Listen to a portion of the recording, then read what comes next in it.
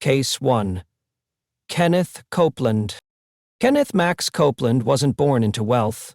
In 1967, he was just another struggling preacher in Texas, partnering with television evangelist Oral Roberts to spread what they called the prosperity gospel, the revolutionary idea that God wanted believers to be rich and that financial donations to ministry would result in divine financial blessings. What started as humble beginnings evolved into Kenneth Copeland Ministries, a sophisticated media empire broadcasting to millions worldwide. Copeland discovered something that would make him incredibly wealthy. Desperate people will give their last dollar if you promise them that God will give them back 10 times more. His television network reaches over 100 million households globally. His ministry operates publishing companies, conference centers, and aviation businesses. But the crown jewel of his empire remains his fleet of private aircraft, which he claims are necessary tools for spreading the gospel to remote locations. A 2021 Forbes investigation revealed the staggering scope of Copeland's wealth. His ministry's assets exceed $300 million, with his family members receiving millions in salary and expenses annually. Yet Kenneth Copeland Ministries maintains its tax-exempt status as a religious organization, meaning none of this vast wealth is subject to federal taxation. When confronted about his private jet ownership in a 2019 interview, Copeland's response went viral for all the wrong reasons. His claim that commercial airlines were tubes full of demons exposed the absurd lengths he would go to justify his extravagant lifestyle to his followers. The controversy triggered Senate Finance Committee investigations into televangelist finances. Critics labeled him a fraud exploiting religious faith for personal gain. Yet despite years of scrutiny and public ridicule, Kenneth Copeland continues operating his ministry empire, still asking followers for donations while living in unprecedented luxury. But Kenneth Copeland represents just the beginning of a much larger scandal. Across America, a network of religious leaders has transformed Christianity into a billion-dollar business, preying on the vulnerable while amassing personal fortunes that would make Wall Street executives envious. How did we get here?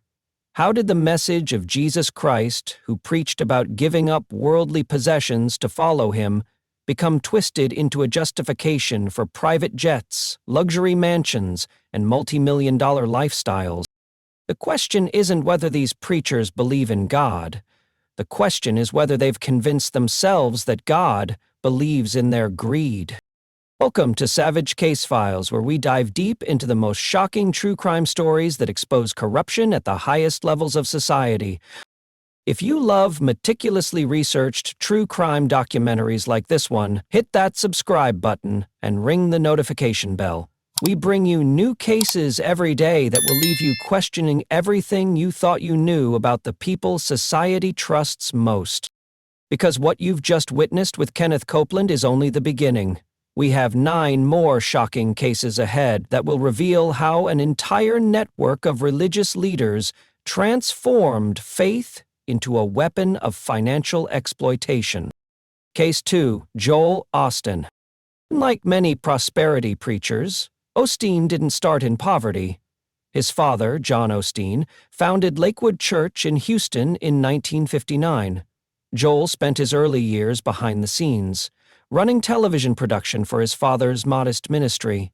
When his father died suddenly in 1999, Joel reluctantly stepped into the pulpit despite having no theological training. What happened next defied all expectations. Within 2 years, Osteen moved his congregation from a 1,000-seat facility into the 16,000-seat Compaq Center, former home of the Houston Rockets. The transformation cost $105 million, creating America's largest megachurch. But Osteen's real genius wasn't in preaching, it was in branding. His 2004 book, Your Best Life Now, became a publishing phenomenon, selling over 4 million copies. Unlike traditional Christian literature focusing on sin and salvation, Osteen's message was pure positivity. Think good thoughts, and good things will happen. His weekly sermons reach over 10 million viewers across 100 countries, making him more popular than most prime-time television shows. His success formula is deceptively simple. Avoid controversial topics, never mention sin or hell, and focus exclusively on prosperity and happiness. While Osteen claims to take no salary from Lakewood Church, this carefully crafted narrative obscures the truth. His personal wealth, estimated at over $100 million, comes entirely from book sales, speaking engagements, and merchandise sales. His publishing contracts alone have generated tens of millions in personal income. But Osteen's carefully cultivated image cracked during Hurricane Harvey in 2017. As Houston flooded and thousands sought shelter, Lakewood Church initially remained closed to evacuees. Osteen claimed the church was inaccessible due to severe flooding, but social media revealed the church was completely dry and accessible. Backlash was swift and brutal. Critics pointed out the irony of America's wealthiest preacher closing his doors to Houston's most desperate residents. Only after intense public pressure did Lakewood finally open as an evacuation center. Evangelical leaders have consistently criticized Osteen's theology as Christianity light, a watered-down message that avoids fundamental Christian doctrines. Critics argue he's created a feel-good religion that generates massive profits while avoiding the challenging aspects of genuine faith. Despite the criticism, Osteen continues living in luxury while preaching prosperity. His $10.5 million River Oaks mansion sits on 1.86 acres in Houston's most exclusive neighborhood. The 17,000-square-foot home features 6 bedrooms, 6 bathrooms, and a guest house, all funded by followers who believe his message will improve their lives. The tragic irony is evident every Sunday. While Osteen preaches financial abundance from his gold-decorated podium, many of his congregation members struggle with poverty, unemployment, and debt. They continue tithing and buying his books, hoping his promised prosperity will finally arrive. Joel Osteen perfected the art of profitable preaching by telling people exactly what they want to hear. But behind that famous smile lies a business empire built on the hopes and dreams of millions who trusted him to guide them toward God, and instead found themselves funding his path to extraordinary wealth. Case 3. Creflo Dollar. In 2015, a preacher named Creflo Dollar made a request so audacious it stunned even the prosperity gospel world. He asked his 200,000 followers to each donate $300 to buy him a $60 million Gulfstream G650 private jet. The email to his congregation was breathtakingly direct. Dollar explained that his current jet was too old and too small for his worldwide ministry. He needed the fastest, most luxurious private aircraft available, and he expected his followers to pay for it. Born Creflo Augustus Dollar Jr. in Georgia, he founded World Changers Church International in 1986 with just 8 people meeting in an elementary school cafeteria. Dollar discovered early that preaching prosperity could be incredibly profitable. His message was simple: God wants you rich, and proving your faith through financial donations will unlock divine wealth. By the 1990s, Dollar had built World Changers into a 30,000-member megachurch housed in an 8,500-seat sanctuary that cost $18 million. His television broadcasts reached millions globally, generating tens of millions in annual revenue through tithes, offerings, and product sales. The donations funded Dollar's increasingly extravagant lifestyle. His Atlanta mansion sits on multiple acres in one of Georgia's most exclusive neighborhoods. His garage houses a Rolls-Royce and other luxury vehicles. He wears expensive suits and diamond-encrusted jewelry while preaching to congregations that often include struggling working-class families. But the 2015 jet request crossed a line that even prosperity gospel supporters found difficult to defend. Dollar claimed he needed the $60 million Gulfstream G650 to safely and swiftly carry the gospel around the world. He argued that his current aircraft was becoming unreliable and potentially dangerous. The internet erupted. Social media platforms filled with memes mocking Dollar's jet request. Late-night television comedians had endless material. The hashtag #CrefloJet became a symbol of religious greed and exploitation. Major news outlets picked up the story, exposing Dollar's ministry finances to unprecedented scrutiny. Investigative reports revealed that World Changers Ministry had already purchased multiple aircraft over the years, all funded by congregation donations. Dollar's defense only made matters worse. He claimed his critics were attacking God's work and that the jet was essential for international ministry. He argued that first-class commercial flights were too expensive and that private aviation was actually more cost-effective for his global mission work. After weeks of relentless criticism and several major donors threatening to withdraw support, Dollar quietly removed the fundraising request from his website. In a brief statement, he claimed the controversy was distracting from his ministry's real mission. Biblical scholars pointed out the obvious contradiction. Jesus, who Dollar claimed to represent, explicitly warned about the dangers of wealth and told his followers to give away their possessions to help the poor. The idea that Christ's message required a $60 million private jet struck many as theological absurdity. Despite the international embarrassment, Dollar's ministry operations continued largely unchanged. World Changers Church maintains its massive membership. Television broadcasts still reach millions, and donations continue flowing. Dollar eventually acquired aircraft through other means, though he became more discreet about publicizing his luxury acquisitions. The real tragedy lies with Dollar's followers who contributed to his wealth while struggling with their own financial difficulties. Many congregation members work multiple jobs, face foreclosure, or battle debt, yet continue tithing in hopes that their seed faith will eventually pay divine dividends that never come. Creflo Dollar's jet scandal exposed the breathtaking audacity of prosperity gospel leaders, but it also revealed something darker: the willingness of desperate people to fund the luxury lifestyles of charismatic leaders who promise them everything while delivering nothing but false hope. Case 4. Hinn. The lights dim. The music swells. Thousands of desperate people fill the stadium, many in wheelchairs, on crutches, carrying sick children. They've traveled hundreds of miles and spent money they don't have for one chance at a miracle. And then he appears. Hinn, the man who claims God speaks through his hands, who promises instant healing to anyone with enough faith and enough money. Born in Israel to Palestinian parents, Taufik Benedictus Hinn moved to Toronto as a teenager. His transformation into Benny Hinn began in 1974, when he claimed to have received a divine vision. By the 1980s, his miracle crusades were drawing massive crowds across America and internationally.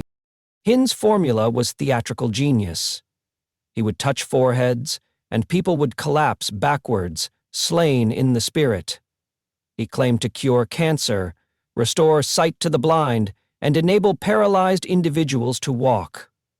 The desperate believed, the donations poured in, and Hinn's empire grew exponentially.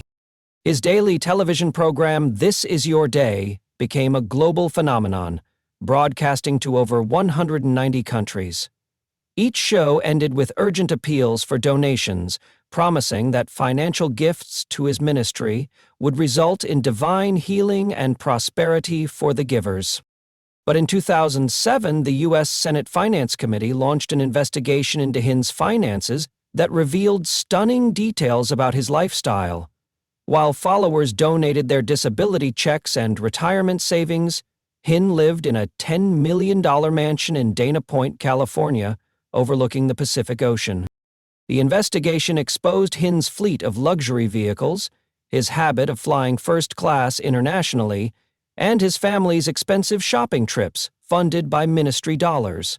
His ministry owned multiple properties, including a $3.5 million parsonage and office complex in California. Investigative documentaries began following Hinn's crusades, interviewing attendees weeks after alleged healings. The results were devastating.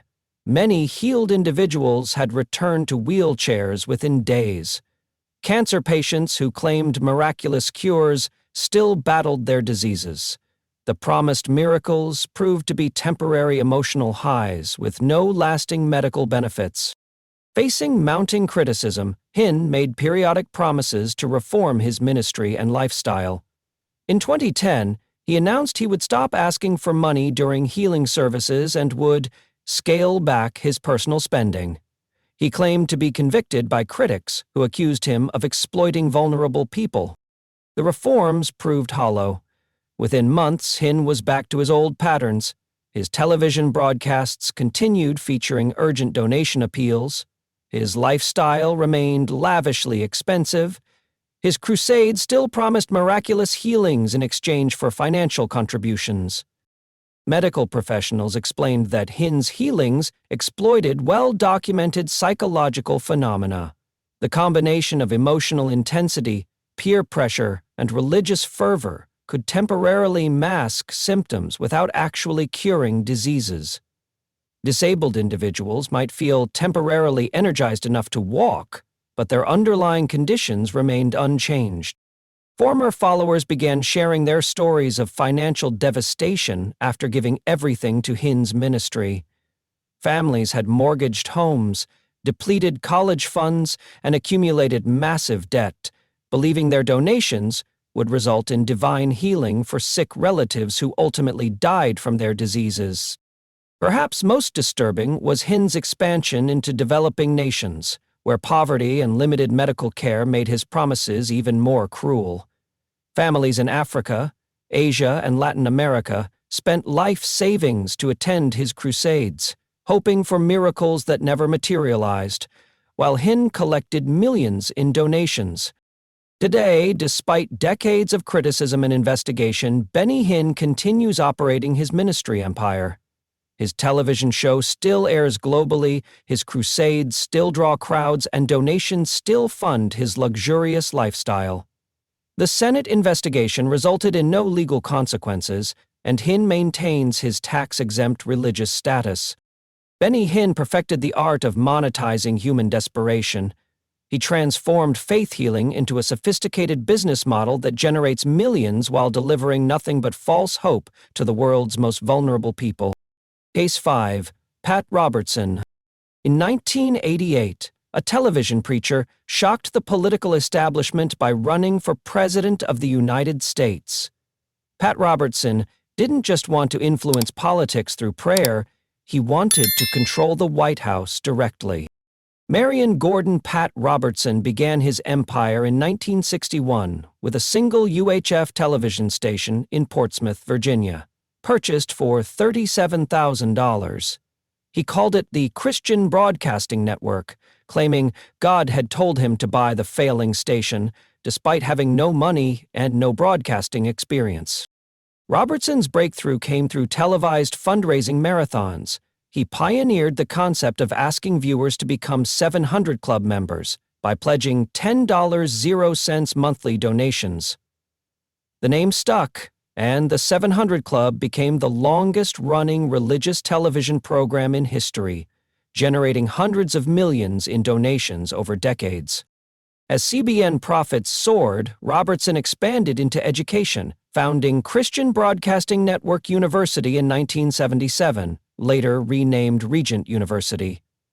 The Virginia Beach campus grew into a fully accredited institution, with law, business, and communication schools, all funded by religious donations, but operating as Robertson's personal academic empire.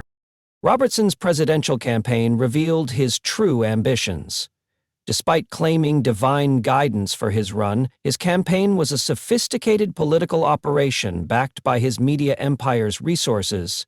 He finished second in Iowa, stunning political observers and proving that religious broadcasting could translate into significant political power. After losing the Republican nomination, Robertson founded the Christian Coalition, transforming his religious followers into a potent political force.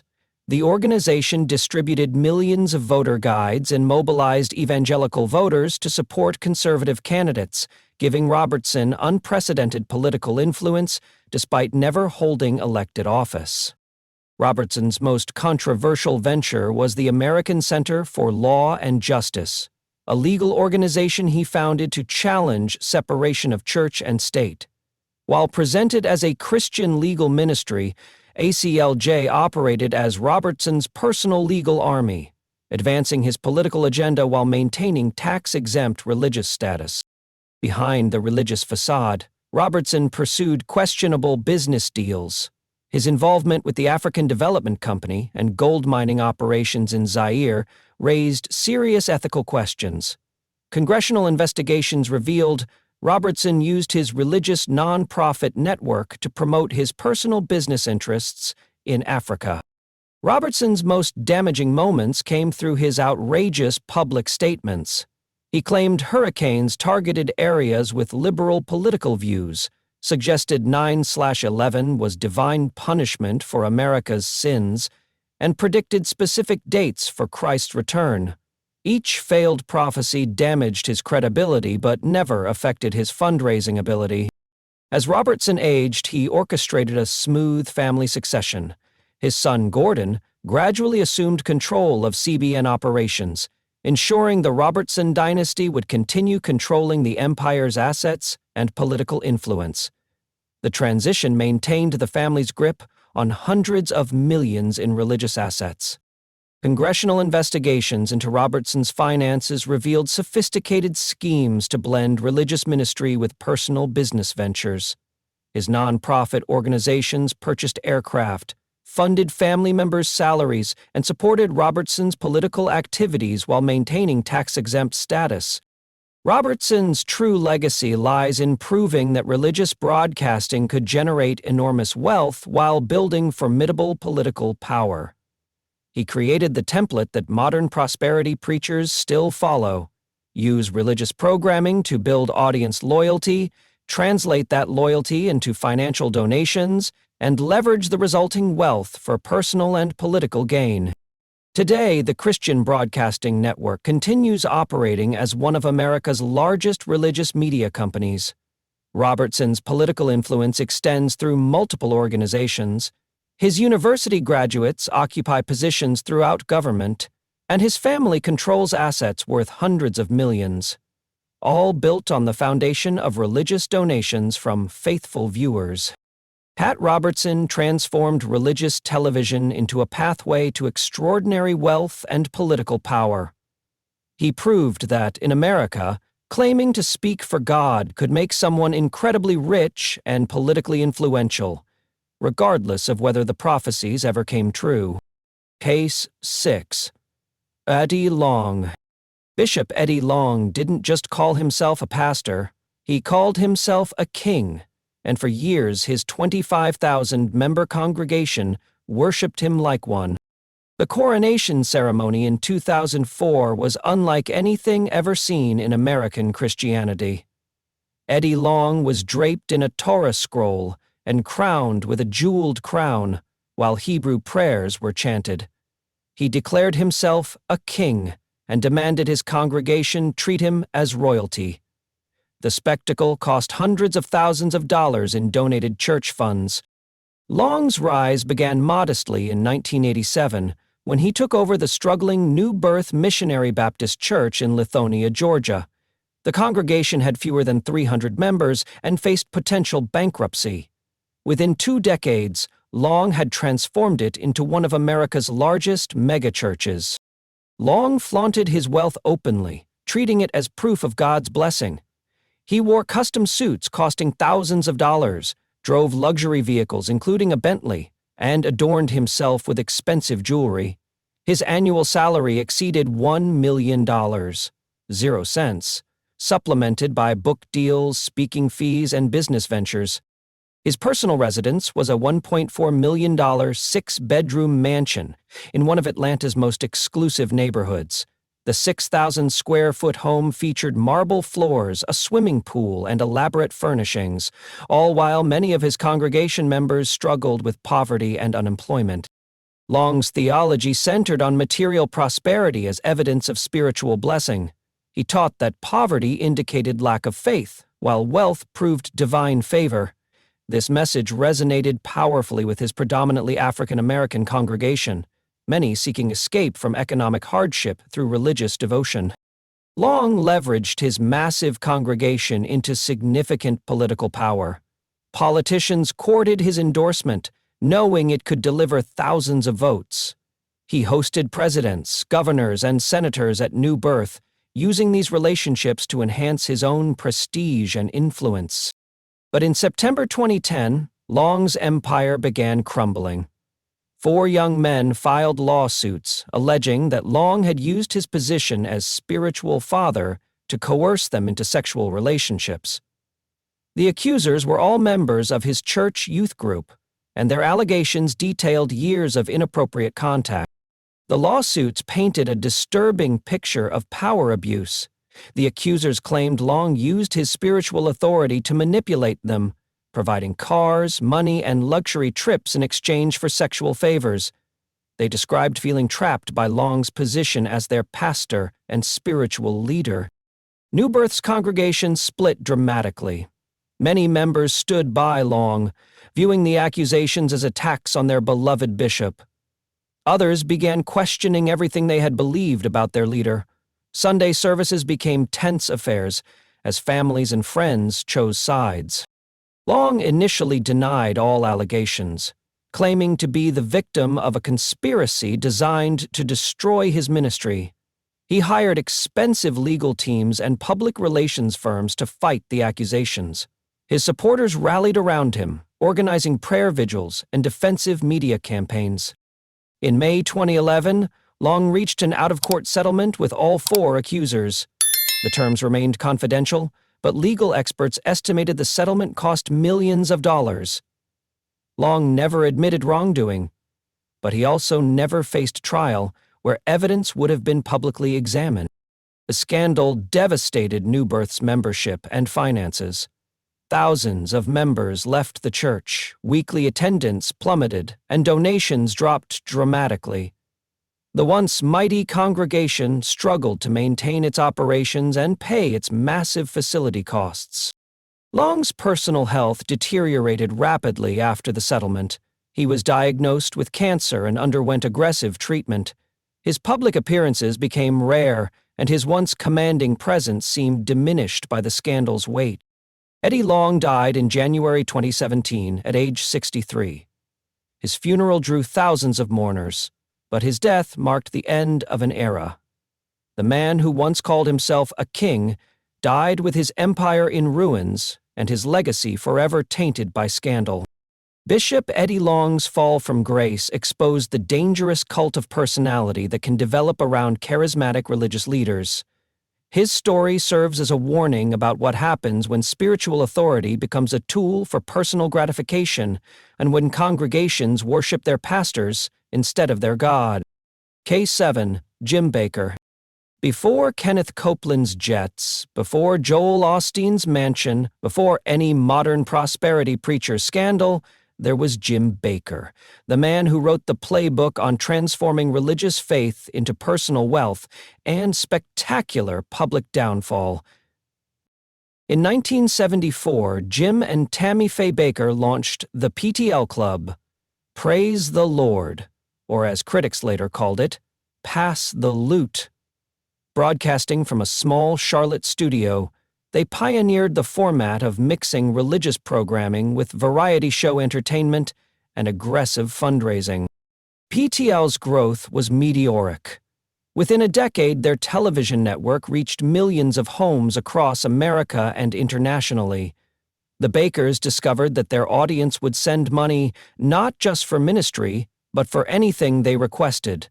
buildings, equipment, personal needs, even luxuries. Their masterpiece was Heritage USA, a 2,300-acre Christian theme park and resort in South Carolina. Complete with hotels, water slides, shopping villages, and amphitheaters, it became the third most visited theme park in America, behind only Disney World and Disneyland. But the Bakkers' personal lifestyle became legendary for its absurd extravagance. Their mansion featured air-conditioned doghouses for their pets, gold-plated bathroom fixtures, and his and hers Rolls-Royce vehicles. Tammy Faye's shopping sprees were funded directly from ministry accounts, including a $100,000 annual budget just for her clothing. The Bakkers' most lucrative scheme involved selling lifetime partnerships to Heritage USA. For donations ranging from $1,000 to $10,000, supporters could purchase guaranteed annual vacations at Heritage USA hotels. The Bakkers sold these partnerships aggressively on television, promising luxury accommodations and exclusive benefits. But Jim Bakker had sold a mathematical impossibility. Investigations later revealed he had sold over 150,000 lifetime partnerships for facilities that could accommodate only 25,000 people annually. Even if Heritage USA operated at 100% capacity year-round, most partnership holders would never receive their promised benefits. In March 1987, everything collapsed when the Charlotte Observer revealed that Bakker had used $265,000 in PTL ministry funds to pay hush money to Jessica Hahn, a church secretary from New York. Bakker had sexually assaulted Hahn in 1980, then spent 7 years covering up the crime with ministry money. As the scandal exploded, Bakker temporarily handed PTL control to Jerry Falwell, hoping the respected fundamentalist leader could save the ministry. Instead, Falwell conducted his own investigation and publicly declared that Bakker was probably the greatest scab and cancer on the face of Christianity in 2,000 years of church history. Federal investigators swarmed PTL's headquarters, uncovering systematic fraud spanning years. They discovered that only 51% of donations went to ministry operations, while the rest funded the Bakkers' lavish lifestyle and paid hush money for Jim's sexual misconduct. Ministry funds had purchased their multiple homes, luxury cars, and even Tammy Faye's extensive wig collection. In 1989, Jim Bakker stood trial on 24 counts of fraud and conspiracy. Prosecutors presented evidence that he had systematically defrauded supporters out of $158 million. The lifetime partnership scheme alone generated $158 million while delivering virtually nothing to purchasers. Judge Robert Potter sentenced Bakker to 45 years in federal prison and $500,000 in fines, calling his crimes those of a con man. Potter stated that Bakker had perverted not only the ministry but the faith of thousands of people who trusted him with their life savings. While Jim served his sentence, Tammy Faye divorced him and married his former best friend, Roe Messner, who was also later convicted of fraud related to PTL. Her mascara-streaked, tearful performances became cultural symbols of 1980s televangelist excess. Heritage USA was sold for a fraction of its construction cost and eventually abandoned. The once magnificent Christian resort became a symbol of religious greed, its empty hotels and rusting water slides serving as monuments to the Bakkers' spectacular fall. Bakker served only 8 years of his sentence before being released in 1994. His conviction was later reduced on appeal, but the legal system had definitively established that he had committed massive fraud against his own religious supporters. Remarkably, Bakker attempted multiple comebacks. He launched new television shows and began selling survival products to prepare for biblical end times. Even after his criminal conviction, he found audiences willing to send him money, proving the enduring power of religious manipulation. Jim Bakker's story established the template for every prosperity preacher scandal that followed. He proved that religious faith could be weaponized for massive personal profit. and that even criminal conviction couldn't permanently stop determined charlatans from exploiting believers' trust. Case 8. Jesse Duplantis. Most people struggle to afford one car. Jesse Duplantis owns 4 private jets, and in 2018 he decided that wasn't nearly enough. I really believe that if Jesus was physically on the earth today, he wouldn't be riding a donkey. He'd be in an airplane preaching the gospel all over the world. This was Jesse Duplantis' actual argument for why his followers should buy him a $54 million Falcon 7X jet, because Jesus would want him to have it. Duplantis began his ministry in 1976 in New Orleans, preaching a flamboyant style of prosperity gospel mixed with comedy and entertainment. His Cajun charm and animated delivery attracted growing audiences who appreciated his ability to make religious programming feel like a variety show. By the 1990s, his television program reached millions worldwide through his Jesse Duplantis Ministries network. His appeal extended beyond traditional Christian audiences, drawing viewers who enjoyed his storytelling ability and charismatic personality, even if they questioned his theology. Duplantis' obsession with private aviation began in the 1990s, when his ministry purchased its first aircraft. He claimed the jet was essential for reaching remote missionary destinations that commercial airlines couldn't serve. His congregation accepted this reasoning and funded the purchase through special offerings. But one jet became 2, then 3, then 4. Each aircraft was larger, faster, and more expensive than the last. Duplantis justified each upgrade by claiming his ministry's expanding global reach required better aviation capabilities. His followers continued funding his increasingly expensive aviation habits. The 2018 request for a $54 million Falcon 7X represented the pinnacle of his audacity. Duplantis explained that his current jets were becoming outdated and that the Falcon 7X would allow him to reach any destination on Earth without refueling stops, making his ministry more efficient. His theological reasoning became a viral sensation for all the wrong reasons. Duplantis argued that Jesus chose to ride a donkey 2,000 years ago only because better transportation wasn't available. If Jesus lived today, Duplantis claimed, he would obviously choose the fastest, most luxurious travel options available. The internet responded with brutal mockery.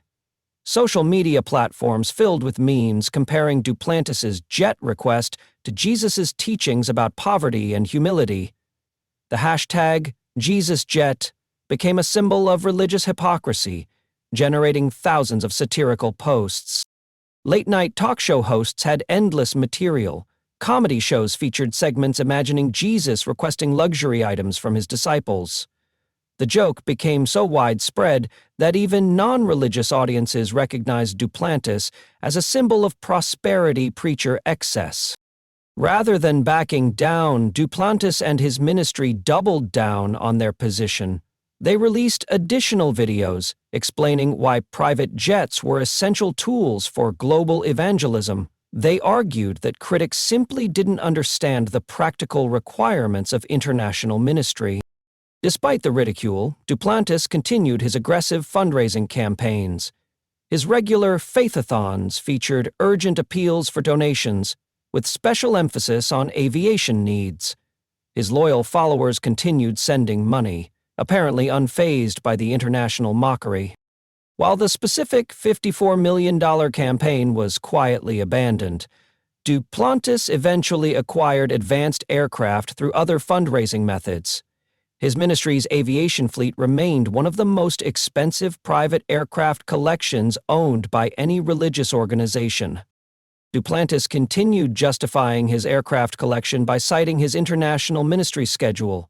He claimed to visit dozens of countries annually, preaching to massive crowds that required the flexibility that only private aviation could provide. The real cost wasn't measured in dollars alone, but in the sacrifices made by Duplantis' followers. Congregation members worked multiple jobs, depleted savings accounts, and accumulated debt to fund his aviation empire, while their own families struggled with basic financial needs. Today, Duplantis continues operating his television ministry and international crusades, supported by his fleet of private aircraft. He shows no indication of reducing his luxury lifestyle or questioning whether his aviation collection aligns with the teachings of the Jesus he claims to represent. Jesse Duplantis transformed religious ministry into a personal airline business, convincing thousands of struggling believers to fund his sky-high lifestyle. His jet collection stands as a monument to the prosperity gospel's ability to turn biblical teachings upside down, making poverty a virtue for followers, while luxury becomes a necessity for leaders. Case 9, Paula White-Cain. In 2017, a prosperity preacher achieved what no televangelist had accomplished before: direct access to the President of the United States and influence over American government policy. Paula Michelle Furr began her ministry journey in the 1990s after a troubled childhood marked by sexual abuse and her father's suicide. She discovered that her personal testimony of overcoming trauma resonated powerfully with audiences, particularly women seeking hope and healing through faith. White quickly embraced prosperity gospel theology, teaching that financial donations to her ministry would result in divine financial blessings for donors. Her television program, Paula White Today, grew into a multimedia empire, reaching millions of viewers worldwide. Her path to political power began through Florida's celebrity social circles. White met Donald Trump in 2002 when he attended one of her services. Their friendship developed over years, with White providing spiritual counseling to Trump during personal crises, including his divorce proceedings. White perfected the art of high-pressure religious fundraising through her seed faith theology. She taught followers that giving money they couldn't afford proved their faith and would result in miraculous financial returns. Her campaigns targeted the desperate, promising divine intervention for financial contributions. Her fundraising success funded an extravagant lifestyle that included a $3.6 million waterfront mansion in Florida, luxury vehicles, and designer clothing. She justified these expenses as evidence of God's blessing and tools necessary for effective ministry.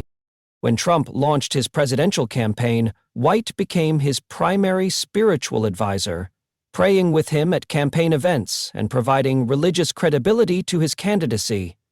Her endorsement helped Trump secure evangelical support despite his personal scandals and non-religious background. After Trump's victory, White received unprecedented access to federal power. She participated in presidential prayer meetings, influenced policy discussions, and gained a platform to promote her ministry through her White House connections. White made bold, prophetic declarations about Trump's presidency, claiming God had chosen him for divine purposes. She predicted his re-election victory and declared that opposing Trump meant opposing God's will, giving her political advocacy religious authority. White delivered the invocation at Trump's 2017 inauguration, marking the first time a prosperity gospel preacher had such a prominent role in a presidential ceremony. Her prayer included subtle references to her theology, bringing prosperity gospel doctrine to the highest levels of American government. During the COVID-19 pandemic, White launched emergency fundraising campaigns targeting people facing unemployment and financial devastation. She promised that donations to her ministry would provide divine protection from the virus and financial recovery from economic hardship. In January 2020, White made one of her most controversial fundraising appeals, demanding followers send their entire January salary to her ministry or face divine punishment. She claimed God required this first fruits offering, and that failure to comply would result in spiritual and financial consequences. When Trump lost the 2020 election, White's prophetic claims were exposed as false. She had repeatedly declared divine assurance of his victory, making her failed prophecies particularly embarrassing for supporters who had trusted her spiritual insights. White's White House role attracted congressional attention and calls for investigation into whether she used her political access to benefit her ministry financially. Critics argued her dual role as spiritual advisor and prosperity preacher created unprecedented conflicts of interest. After leaving the White House, White continued her ministry operations, leveraging her political connections for credibility. Her fundraising appeals now included references to her presidential access, suggesting divine endorsement of her ministry through political relationships. Mainstream evangelical leaders consistently criticized White's theology and political involvement. They argued her prosperity gospel distorted Christian teaching and that her political partisanship damaged Christianity's witness in American culture.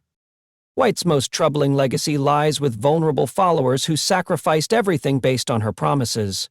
Single mothers, elderly retirees, and struggling families depleted savings accounts, believing her guarantees of divine financial returns that never materialized. Paula White-Cain achieved the ultimate prosperity preacher goal, transforming religious influence into political power. But her story reveals the dangerous intersection of faith, politics, and greed when spiritual authority becomes a tool for personal advancement rather than genuine service. Case 10. T.D. Jakes. Bishop T.D. Jakes built something different from his prosperity gospel peers, not just a ministry empire, but a multimedia entertainment conglomerate that blurred the lines between church and Hollywood. Thomas Dexter Jakes began his ministry in 1979 in Montgomery, West Virginia, with just 10 members in a storefront church. Unlike many prosperity preachers, Jakes demonstrated genuine oratorical gifts and theological depth that attracted audiences beyond typical televangelist viewers.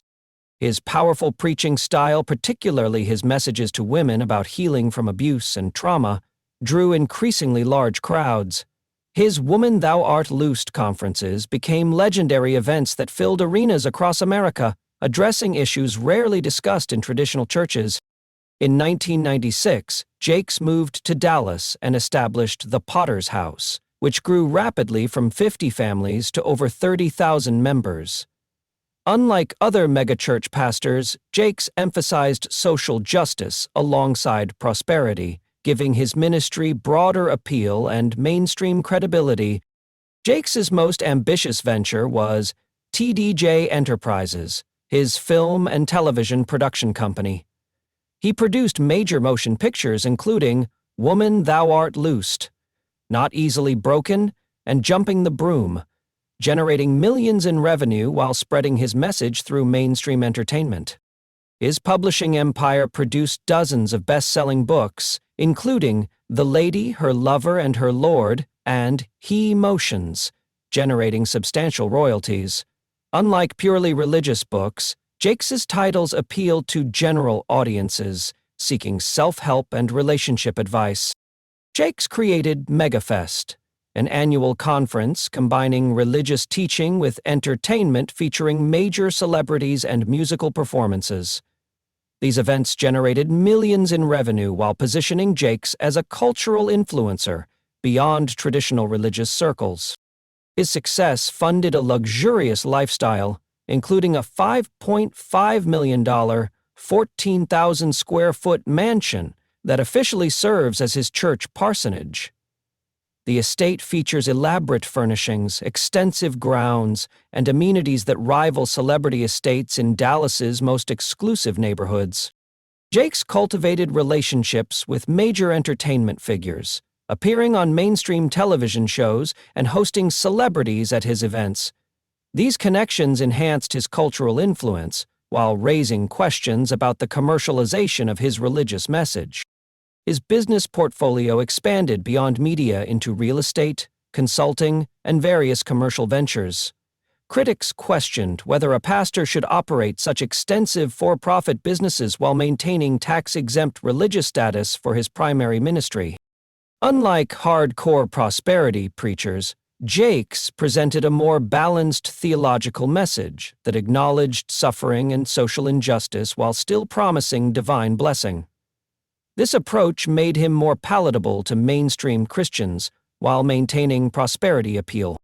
Jakes leveraged his influence to gain access to political leaders, including meetings with Presidents Obama and Trump.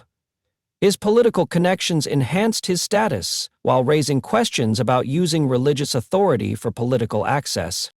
The primary criticism of Jakes centers on the blurred boundaries between his ministry and commercial enterprises.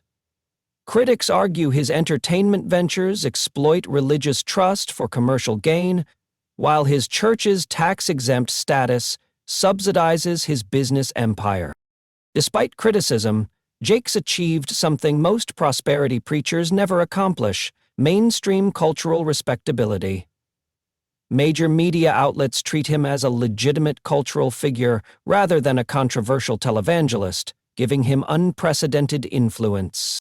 While Jakes preaches less extreme prosperity doctrine, his congregation still faces pressure to financially support his expansive operations. Members contribute to building funds, conference costs, and media ventures, while many struggle with personal economic challenges. Jakes has positioned his children in key ministry and business roles, creating a family dynasty that will control his empire's assets. This succession planning ensures the Jakes brand will continue generating wealth across generations. Today, Jakes continues expanding his multimedia empire while maintaining his megachurch operations. His influence extends from religious circles to entertainment industry boardrooms, demonstrating how modern prosperity preaching can achieve cultural mainstream acceptance. T.D. Jakes represents prosperity preaching's evolution into mainstream entertainment business. While more sophisticated than crude money-grabbing schemes, his empire still raises fundamental questions about whether spiritual authority should be leveraged for commercial success and personal wealth accumulation. 10 preachers, over $1 billion in combined wealth. Millions of vulnerable followers exploited. This isn't just a collection of individual scandals. It's a systematic pattern of religious manipulation that reveals something deeply disturbing about American Christianity. Every single preacher in our investigation follows the same theological playbook.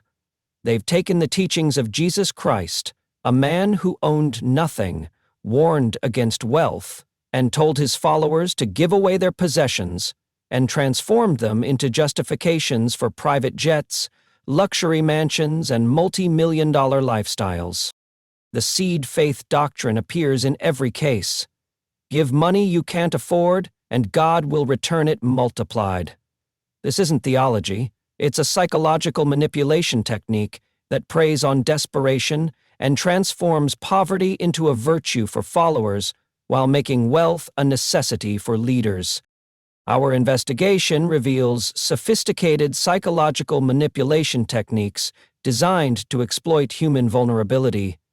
These preachers target people facing medical crises, financial desperation, and emotional trauma. They offer hope through financial transactions, creating psychological dependence on continued giving. Our investigation documented over $1 billion in combined wealth accumulated by just 10 prosperity preachers. This represents money donated by millions of struggling families who believed they were investing in their spiritual future. Instead, they funded luxury lifestyles that mock everything Christianity supposedly represents. The prosperity gospel has become America's most successful religious scam, generating enormous wealth for charismatic leaders while delivering nothing but false hope to desperate followers.